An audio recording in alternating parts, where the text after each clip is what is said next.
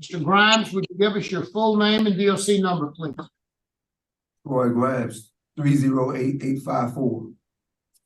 Mr. Grimes, let me explain our process to you. First, I'm going to read some information into the record, and then we're going to conduct a parole interview with you. At the appropriate time, we will allow those persons who wish to have input to speak. Here at headquarters, you have several people in support of your parole. Some wish to speak and some are just here for support. Mr. Daniel Swan is here, wishes to speak. I'm not sure if he's here or on Zoom. He may be on Zoom. He is on Zoom and wishes to speak. Miss Zeta Trammell is here in person, here for support. Gregory Laverne, your brother-in-law, is here at DOC headquarters and wishes to speak. Sean Jackson, who is a friend, is here in person but does not wish to speak. And Miss Ardana Winbush with Step Up Louisiana is here. I'm not sure she wishes to speak or not. You wish to speak, ma'am? Okay. After we have everyone's input and we have a hearing, you'll have an opportunity to say whatever you'd like to say for the vote to the board, and then we'll vote. Do you understand our process, sir? Yes, sir. Okay.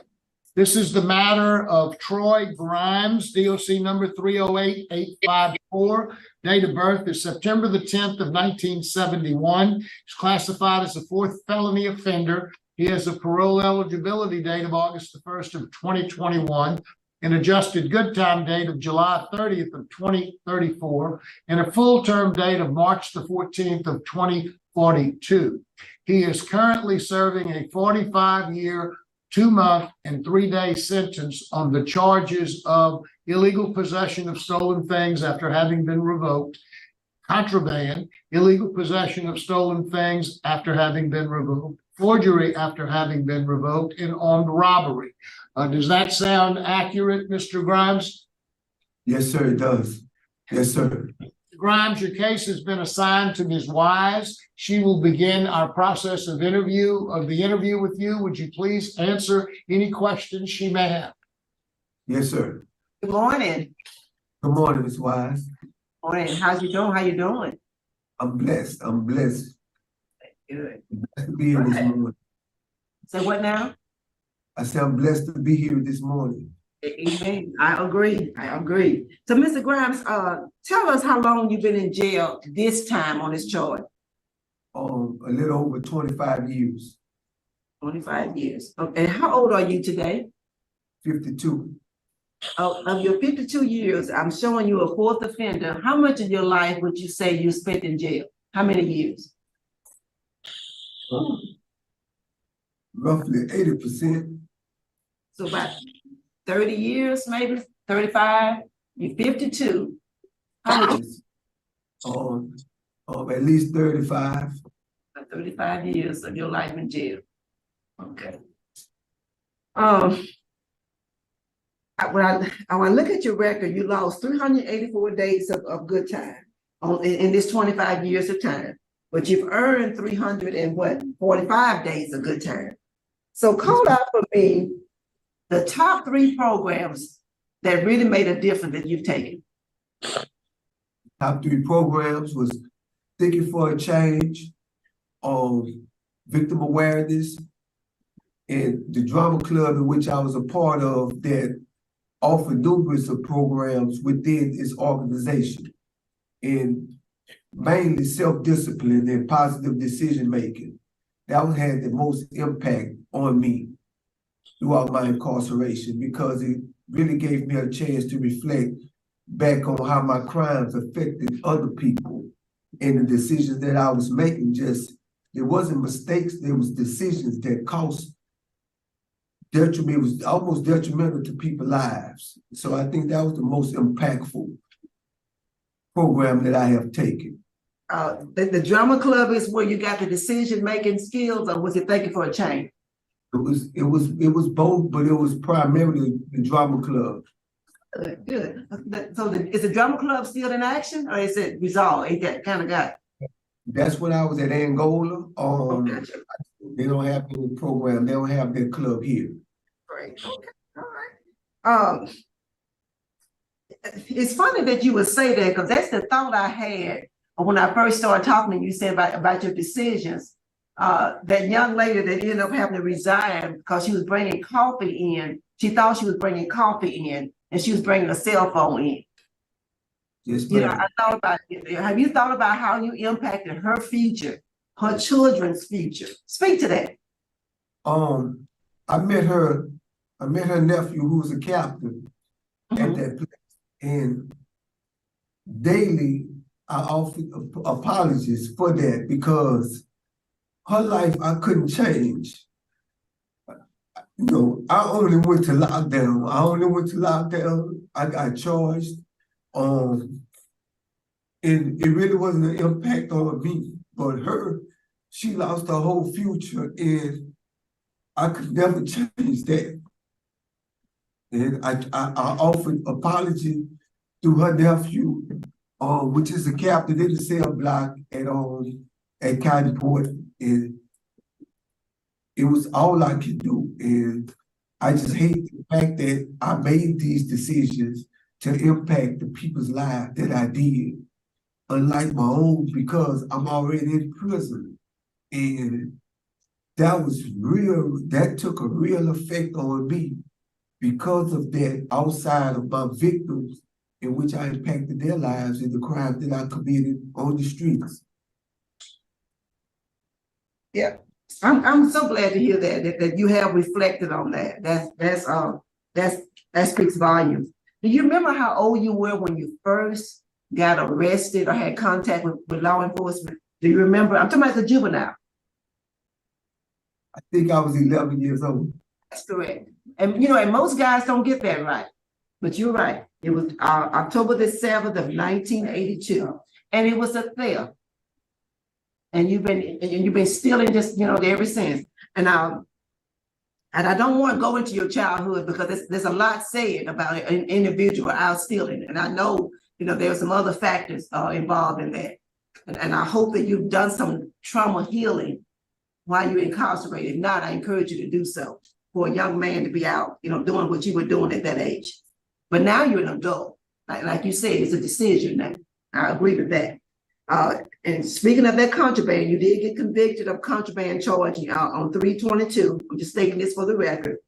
And you had the offense date was 1/17/21. You was arrested for 14/21, and you got 1 year to run consecutive CS to your current sentence.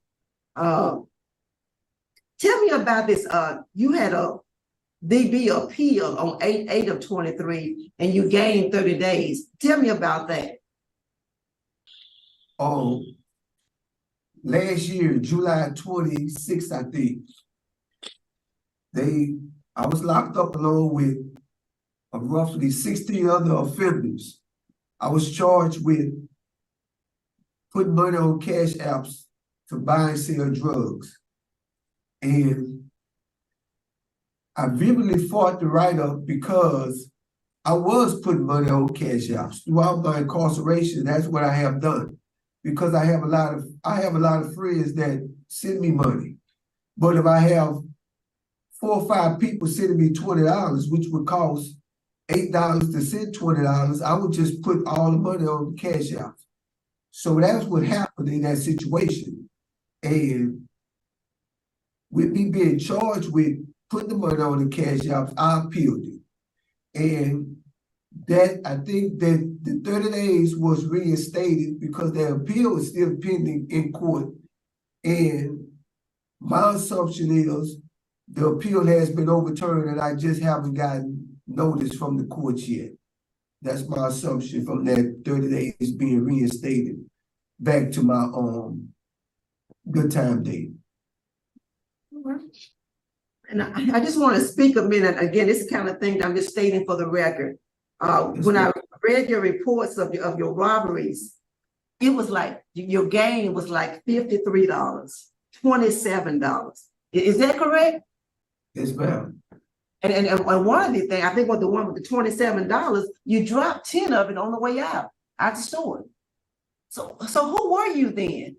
Who were you? I was a very, very lost individual who was, I could say addicted to a criminal lifestyle. So no, you were sober? Are you telling me you were sober? You were clean and sober, no drugs involved? No, ma'am, I was high, I was drunk, full of drugs, alcohol, and everything at the time. You were, I was, sorry, I'm not clear. You were full of drugs and alcohol, or you were not? I were, Well, okay. and I were.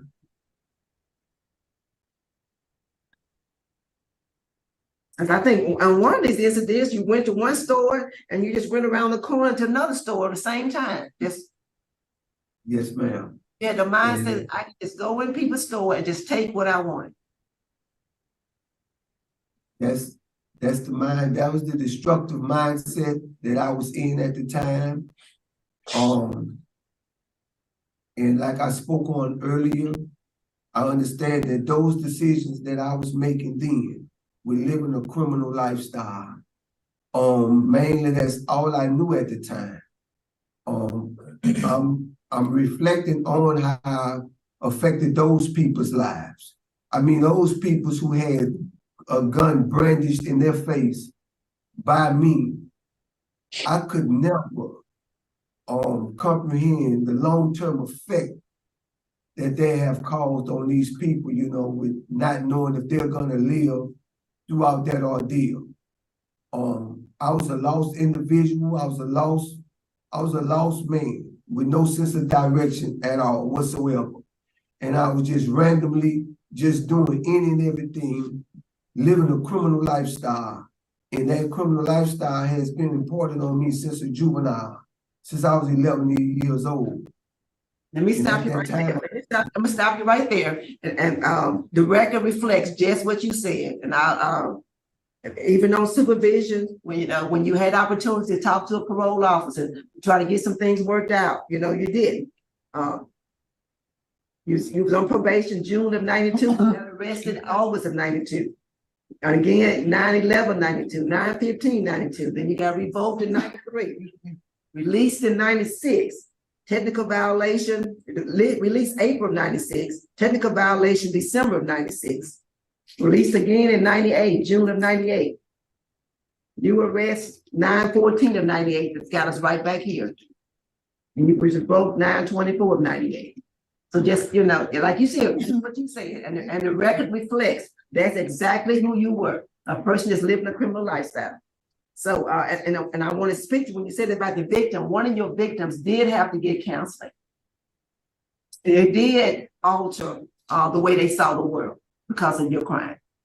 And I just wanted to state that for the record. You also have law enforcement opposition to your release. And you do have some law enforcement that's unopposed to your early release. And I just want to state that for the record.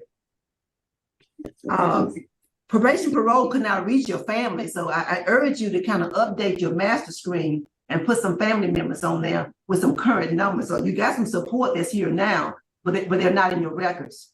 I just wanted, it's a sidebar. I just want you to be aware of that. And you need to update your records in DOC with the name and phone number, current phone number of family contact. You understand what I'm saying? Yes, ma'am. Okay. But there is no family contact. But all these people are here now, whoever, it's just somebody to contact because you got support.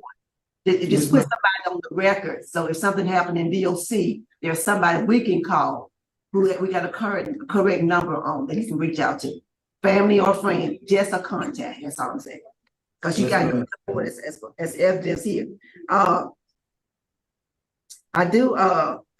Let's talk about your education. What you've been doing in this last how long you said you've been in this last 25 years? Tell us what you've been doing. What kind of trades you have? What's your education like now?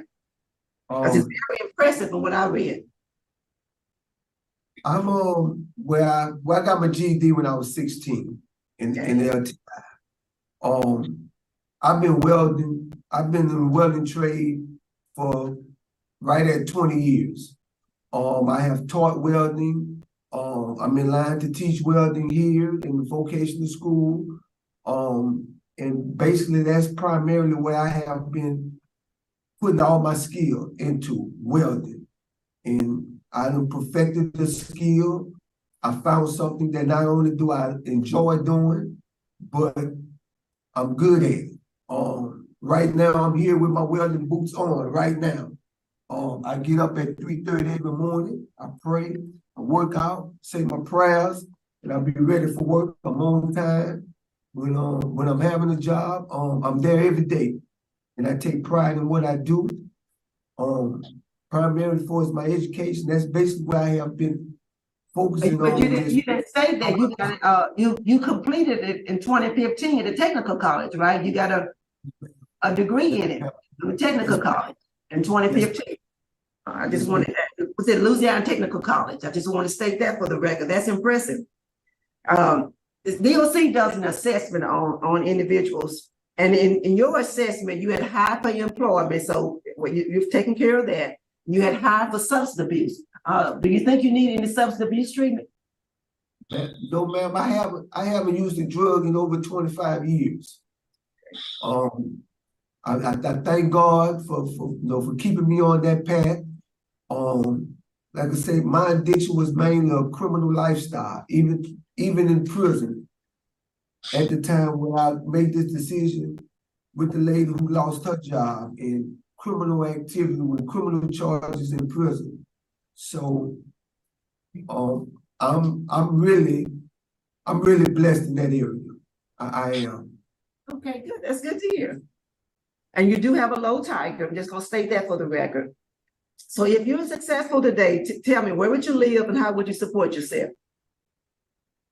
I would live at 650 North Ardenwood Drive, apartment 713, with Zeta Tremel, who I'm looking to marry as soon as I possibly can. She's out there in support of. That's Zeta Moore, huh?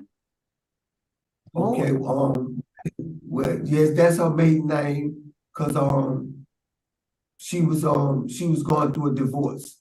Oh, gotcha. Okay. Yeah. My brother-in-law, Greg Laverne, okay, been having business established for over 30 years. I'm supposed to be a painter for him upon my release right now with a salary, so I could sustain myself with that until Daniel Swan, who's in support of me on Zoom right there, helped get me in the union and get me into the welding field where I could really upgrade my pay scale and just hopefully live my life welding, because that's what I really enjoy doing and that's what I'm skilled to do at best. It sounds good. It sounds good. I think I've covered everything that I had in my notes that I wanted to cover. You had quite a few girlfriends in this history. Got quite a few names of girlfriends in your history. We need to get that kind of settled, get that, make some decisions on that as well. And I was impressed that you were. We got two letters from you. Got two letters of support in the record, and one of the letters of support is from Mr. Chavez, and said that y'all been doing Bible study for the last 12 years. Yes, ma'am. Speak to that. He's 73 years old. He works out every day. He's a Jehovah's Witness. We speak and we pray as much as possible. He's been a spiritual supporter of me for many years. He's phenomenal. He's in good health. He's in a sound mind. He was married for 46 years. His wife died about 6 years ago. We have two beautiful sons that's in, their professions are outstanding. He has a cousin, a niece that's like a daughter to him. She's a U.S. diplomat in Africa. He's a beautiful person, and he's really been supporting me spiritually, financially, mentally. He's really a blessing. He's a blessing. Good to hear. Now, so and I want to be clear, your last write-up was that contraband, March 2nd of 22, right? That's your last write-up? Yes, ma'am. Okay. All right, that's all I had. Thank you for answering my questions. Warren, what can you tell us about this young man? Good morning, Ms. Wise. He's doing pretty good. Currently, right now, he's working in our maintenance department He's doing a lot of welding projects due to our expansion here at Allen Correction Center. He's been doing a lot of assigned tasks to do some fabricating for some televisions down the walk and some water fountains. Been doing a very, very good job in that particular area. All right. Thank you, Wallace. Mr. Freeman? Okay, when did you say your last write-up was? My last write-up was August the 31st of 22. Okay. There was a, Why don't there you was let me a say prop- that? Let me say that. What was the property? I What you did?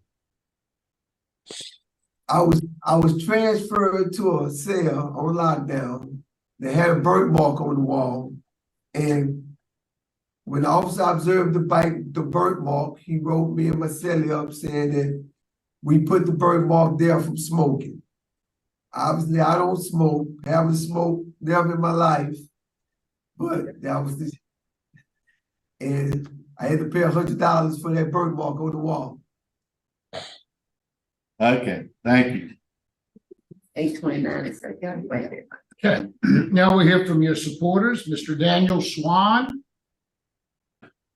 Hello, how you doing? Doing very well, sir. Thank you. I appreciate you guys for letting me speak. I've been knowing Troy for a long time. Unfortunately, I met Troy when I was also in Louisiana State Prison back in the early 2000s.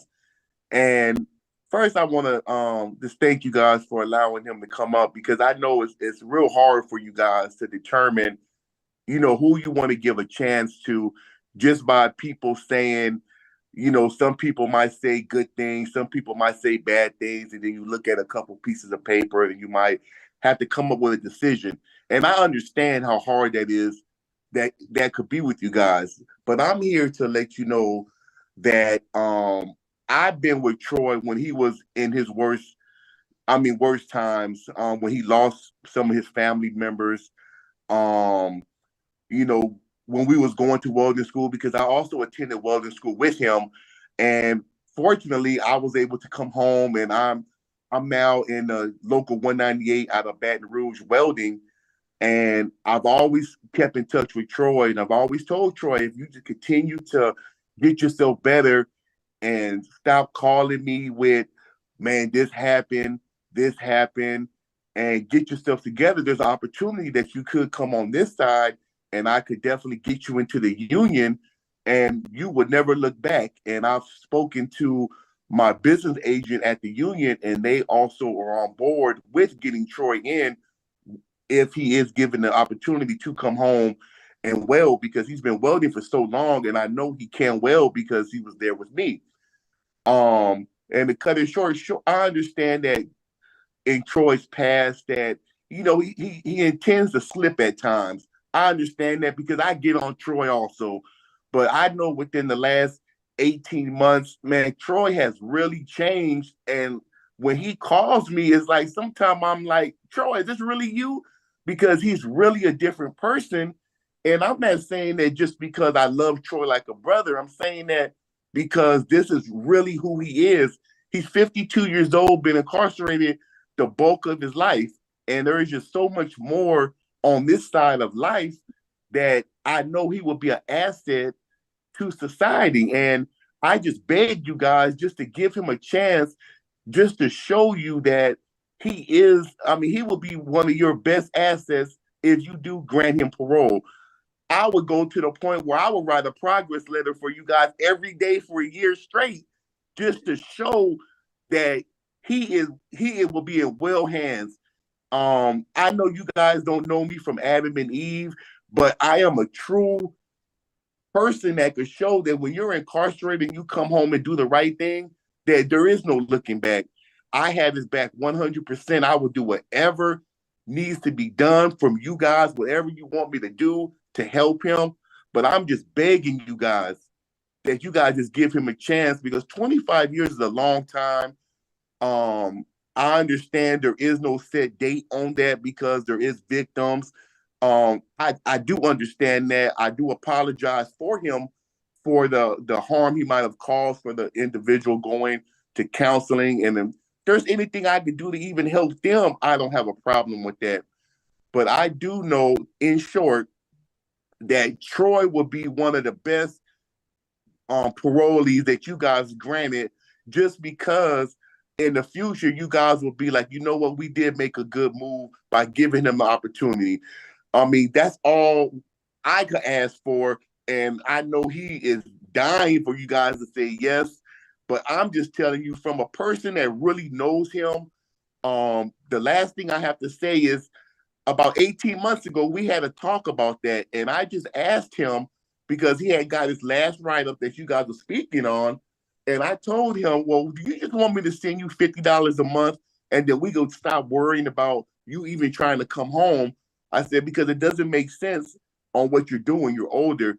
And from that conversation, Troy has really changed, and it's unreal, because I was there with him, and I know how Troy is. So with that said, I just pray that you guys just give him a chance. I beg that you guys just give him an opportunity to show you. And I promise you, if Troy even so much gets a traffic ticket, I will bring him back to the front door and say, take him back in there. This is how for sure I know that he will succeed in society. And I have his back, and my union, Local 198, has his back 100% on that. And I thank you guys for allowing me to speak. And once again, I just beg you guys just to please just give him an opportunity just to get back to society. And I thank you guys again. Thank you, Mr. Swan. Now we'll hear from Mr. Gregory Laverne. Step up to that podium, sir. Just introduce yourself and tell us what you'd like us to know. Good morning. I am Dr. Laverne from Mr. Grimes. When I met Troy, he was already in LTI, and I had visited him with his mother. I took the mother to sleep. And when I met Troy, I really didn't like him at first. I'm gonna be totally honest with you. I told him, please do. I really didn't like Troy. No, I just didn't like him. And then when he finally came home, we grew a relationship. But it wasn't the type of relationship that you would have with a friend. It was really just drugs. We was all doing drugs. It was the time to where drugs was in. And we ran crazy. We did it. We had no nothing. We had no repercussions, nothing. We just ran. And Troy was so young, he was like getting out of prison and coming right back into another prison, but not a physical. It was more mental. Because the things that we was doing, we were going to die, but we were going to prison. Well, I ended up going to jail and getting help through his mother. His mother gave me hope when it was nothing. I got out and I promised her I was changed. And I did. I was 32 years old. I started a business. I've been running that business every since. So I know the Troy can. I feel bad for Troy because I know he never had a chance. He never even, I'm talking about now, he didn't have zero chance, but I know I did. And the only reason that I feel that I'm here today is because of what God has shown me through the suffering. Not through me getting better and changing my life. It was through suffering that I went through. Because through suffering, you're able to understand people better than see yourself. Because people see you as the way they do, God sees you differently. So I was giving all my power to the people, expecting them to feel a certain kind of way about me changing. Nobody gonna feel nothing about the change. Nobody gonna do nothing about the change. They're gonna stay the same. You guys gonna stay the same. Everybody's gonna stay the same. He comes to Troy and set him free. He's free already. The court can't hold you. Can't nobody hold you. God. Okay, when God gets you ready, guess what? Yeah, I'm ready. And I know this. I'm not here just because he's my brother-in-law and I want to see him come home. I'm here because I'm telling you the truth about it. He deserves a second chance. And I'm not begging for it. I thank God for it because he already gave it. It's waiting on y'all, sir. Thank you. Thank you. Now we'll hear from Miss Ordana Winbush. How y'all doing? Good. My name is Dana Winbush. I am coming as a friend of Troy's, but I am a friend who was invoked by some decisions that Troy made. I also have a brother that's incarcerated. I am a community activist in the community as well. I learned so much from Troy. He's helped me in my career path with building programs inside of the organization. I have a mentoring piece called Emerging Diamonds, which are for my young ladies, and Diamonds in the Rough, which are for my young men. And he's given me a way to design my syllabus for when they come in, just reinforcements for them, things that I wouldn't think of because I'm not someone who's incarcerated. I'm not someone who had the traumatic childhood that he did that some of our kids are experiencing now. I am proud of the person that he is. I congratulate him, and I'm thankful for this opportunity to speak on his behalf because deep in my heart, I feel that he will be an asset to society. Step Up Louisiana is an organization, we're a social justice reform organization. My piece is education justice. And you know the way that the prison and the education system is designed for a pipeline to prison. If at the age of 8, if you cannot read on level, there are building prisons everywhere all over the United States based on your reading level. So many kids aren't given a chance. It's already in design that if you can't read by the age of 8, which is 3rd grade, you're going to go to prison. So with that in mind, the education justice piece, it's just informing our families of how to empower our kids and also make them better citizens. But again, I thank you for the opportunity, and I pray that you would have grace and mercy. Thank you very much.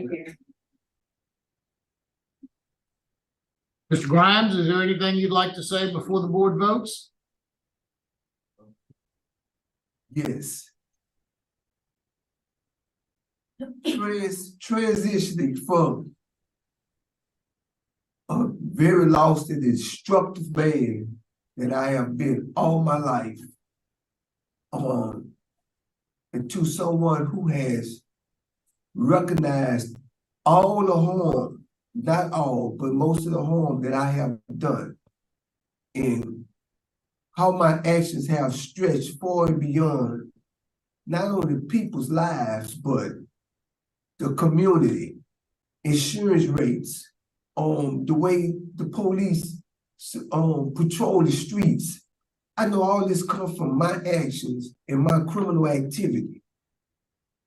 Realizing that, I have come into a point in my life where I no longer want to be a part of these destructive maneuvers. I no longer want to be a part of the downgrade of the community. I no longer want to be a part of everything that's just going wrong. Right now, I try my best to build, because it doesn't take no thinking to destroy. And that's what I have been trying to do for the past couple of years, even within my bad decisions, I have always tried to better myself and build something positive among myself and among the people who I've been involved with. If given this opportunity, I just wanted, hopefully, to live the rest of my life as a free man. If given the opportunity, I know I can go and live my life. I can work every day of the week. I'm very healthy.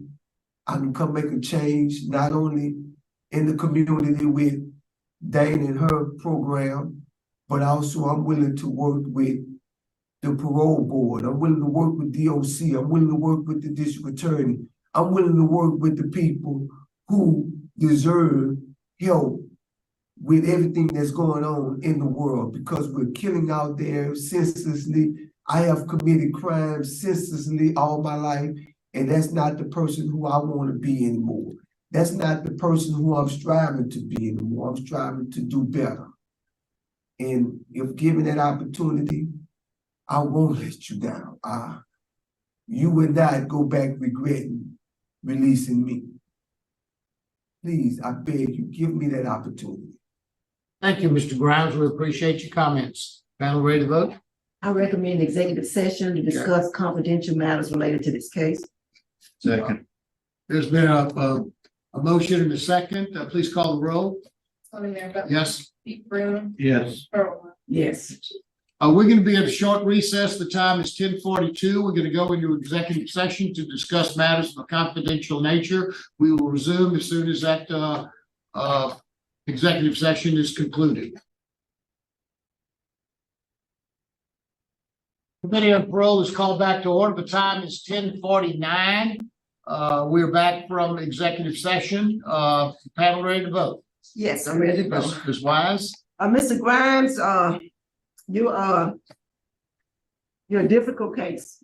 For me, you're a difficult case. Trying to process. I'm a retired probation parole officer, and when I look at your history, look at what you're still doing in jail. I don't see it. For me, my vote is to deny because of your poor supervision history. I need to see a longer time right up free. It's just me now. I like to see a longer time right up free. Believe it or not, we got guys at Angola has gone 20 years, 25 years without a write-up. Long as you've been doing time, you know how to avoid write-ups, and you have not built that with the staff. That's concerning for me as a retired probation parole officer. That's what, and I do commend the support that you have, and I urge you to reapply as soon as you're eligible for a rehearing. All that loss of good time, 384 days of good time, and the law enforcement opposition. For those reasons, my vote is denied. But again, I urge you to stay the course and reapply as soon as you're eligible for a rehearing. Thank you. That's my vote, Chairman. Thank you, Ms. Wise. Mr. Freeman? Okay, Mr. Grimes, I look at your case, and you do have a long criminal history, but this is the first time you did hard time. I bet you other times what you did, maybe 1 or 2 years, and we get out, get revoked, get out, get revoked. So that means you didn't get it the last time. But the thing is, to me, you served 25 years on a robbery that netted you, what, $25, $22, something like that? Which is not lessening the offense. I mean, like you say, sticking a gun in somebody's face, that's not good. Which, by the way, that victim was not opposed. They left it to the parole board. You're a fourth felony offender, and I'm retired probation parole too, by the way. So I don't know what's gonna make me do this, but I'm gonna give you a shot. I'm gonna vote to grant, but I'm gonna put a curfew on you from 9 to 6 with electronic monitoring for the first 6 months. If you violate that curfew, I'll have no problem at all putting you back in jail. You have to be out before for work or after for work, church services or medical appointments. Give it to your probation officer. Don't try to tell them after you've done it. That's too late. Okay? So that's also I want you to get evaluated for treatment. I know you hadn't used drugs in 25 years, but once a drug addict, and when you get back on the streets, it can get right back to you. So I would like to see you get evaluated for treatment and follow any recommendations that they have. Thank you. Mr. Grimes, The case is a very difficult case. I'll be honest with you. I agree with everything both of my colleagues have said. You gave a good interview. You've been in jail for 25 years, or 52 years old. I'm going to tell you what swung it for me, and that is Mr. Swan. You've got someone who is a mentor, who's going to help you when you get out, someone who's been with you the whole time, someone who is working with you, and I hope you take advantage of it. You've got a lot of bad marks on you. Your disciplinary record, certainly, I've denied people for better disciplinary records than what you've got. But I think I see something with all of the time that you served, with the support that you've got. So my vote likewise would be to grant with the following conditions: curfew from 9 to 6, electronic monitoring, substance abuse evaluation, and follow whatever treatment is recommended. I'm also gonna require that you go to at least 3 AA meetings per week, at least for the first 6 months until you get acclimated. And I'm also going to require that you report weekly to your parole supervisor for the first 90 days to make sure that everything is all going well. He has 2 votes. I think that's sufficient to grant his parole. So your parole has been granted today. So good luck.